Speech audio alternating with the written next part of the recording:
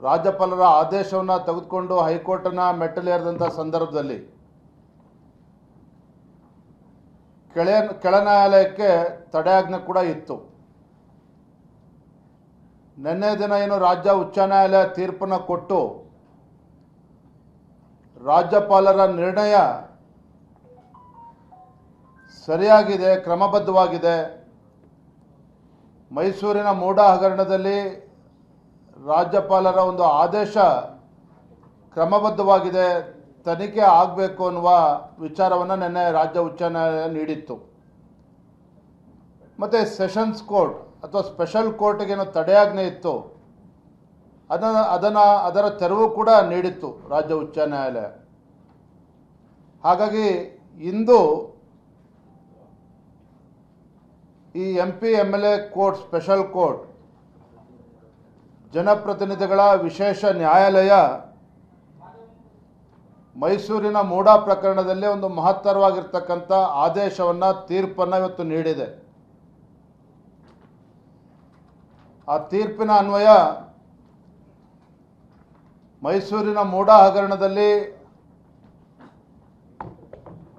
ಸಾಕಷ್ಟು ಏನು ಮುಖ್ಯಮಂತ್ರಿಗಳ ಕುಟುಂಬಕ್ಕೆ ಸಿಕ್ಕಿರ್ತಕ್ಕಂಥ 56 ಕೋಟಿ ರೂಪಾಯಿ ಬೆಲೆ ಬಾಳ್ತಕ್ಕಂಥ ನಿವೇಶನಗಳು, 14 ನಿವೇಶನಗಳು,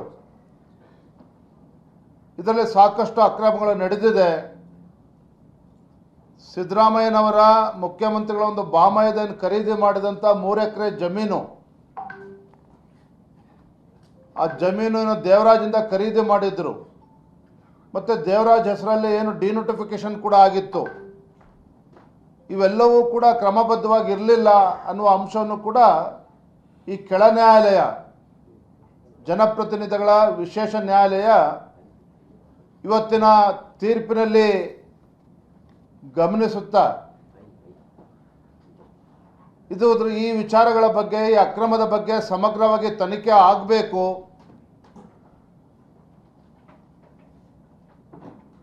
ಮೈಸೂರಿನ ಲೋಕಾಯುಕ್ತ ಪೊಲೀಸರು ಯಾಕೆ ಅಂತ ತನಿಖೆ ಮಾಡಬೇಕು ಆದೇಶ ಮಾಡಿದ್ದಾರೆ ಅಂತ ಹೇಳಿದ್ರೆ, ಮೂಡ ಇರ್ತಕ್ಕಂಥದ್ದು ಮೈಸೂರಿನಲ್ಲಿ. ಹಾಗಾಗಿ ದೂರುದಾರ ಮೊದಲು ದೂರನ್ನು ನೀಡಿದ್ದು ಮೈಸೂರಿನ ಲೋಕಾಯುಕ್ತ ಪೊಲೀಸರಿಗೆ ದೂರನ್ನು ನೀಡಿದ್ರು. ಆದರೆ ಆ ದೂರನ್ನು ನೀಡಿದಂಥ ಸಂದರ್ಭದಲ್ಲಿ ಲೋಕಾಯುಕ್ತರ ಪೊಲೀಸರು ದೂರನ್ನು ಸ್ವೀಕಾರ ಮಾಡಿರಲಿಲ್ಲ. ಆದರೆ ಇವತ್ತು ವಿಶೇಷ ನ್ಯಾಯಾಲಯ ಆದೇಶ ಮಾಡಿದೆ, ಮೈಸೂರಿನ ಲೋಕಾಯುಕ್ತ ಪೊಲೀಸರು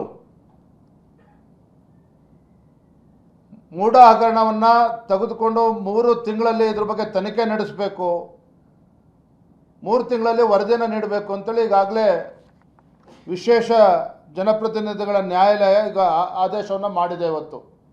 ಅದರ ಅರ್ಥ ಮೈಸೂರಿನ ಲೋಕಾಯುಕ್ತ ಪೊಲೀಸರು ದೂರುದಾರ ಸ್ನೇಹಮಯಿ ಕೃಷ್ಣ ಅವರು ಇವತ್ತು ಬಂದಿರತಕ್ಕಂಥ ತೀರ್ಪಿನ ಆದೇಶದ ಪ್ರತಿಯನ್ನು ತೆಗೆದುಕೊಂಡು ಯಾವ ಸಂದರ್ಭದಲ್ಲಿ ಅಲ್ಲಿ ನೀಡ್ತಾರೆ